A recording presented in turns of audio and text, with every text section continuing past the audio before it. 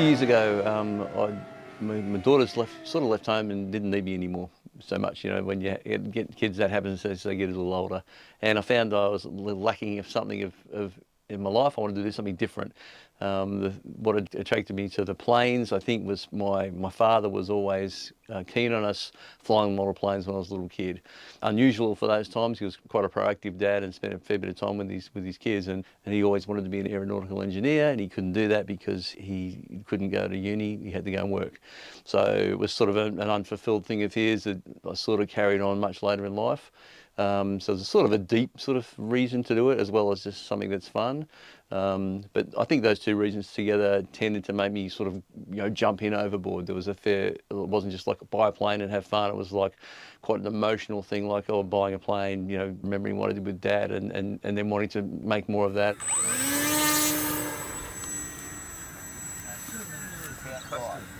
I tend to get a bit carried away with things, so I'll get excited by things even at my old age, rather than just be completely rational about everything I do. I tend to be reasonably driven by like emotion or excitement, and I'll just go, wow, look at this plane, look, it's on special. I really love to look at that plane. And then you watch the clips on YouTube of the plane flying around. The next thing you've hit buy and put it in the cart, and you go, oh no, I've got to tell my wife I bought another plane. Oh, what are you doing? What are you doing? Go get it, throw it up, I'll land it. Yeah, always looking for something else. Sort of like a junkie, I suppose. Polystyrene junkie, you could call me probably, but it's fun, and it reminds me very much of my boyhood. So it brings back quite a childish, side of me, which I don't really want to lose.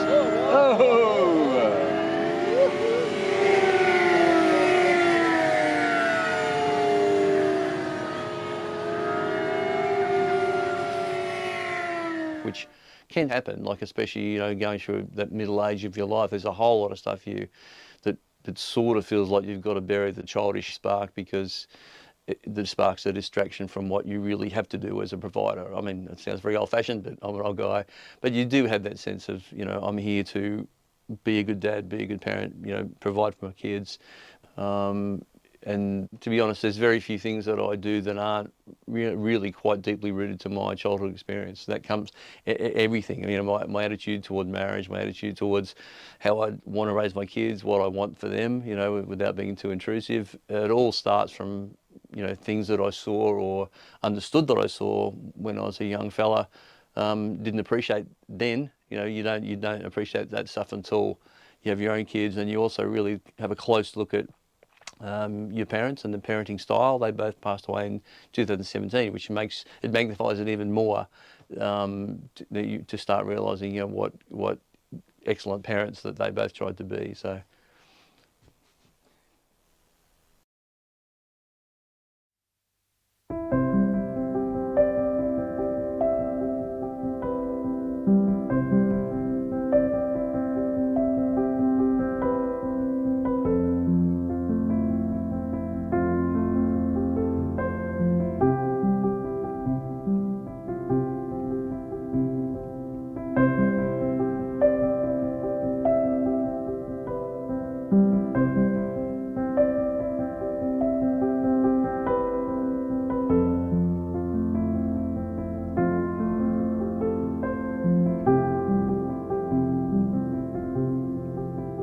If you give it the chance and feed it, the spark will still be there, but you've got to find the thing that's going to bring the spark out. I think it's always there. It's not too far below the surface. You just got to get through that period of life where you can sort of search for it again.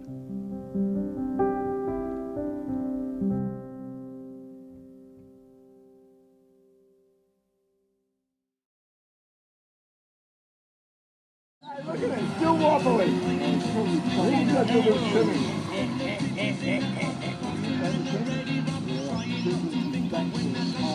Get a bit of gyro in it from a pile of pieces.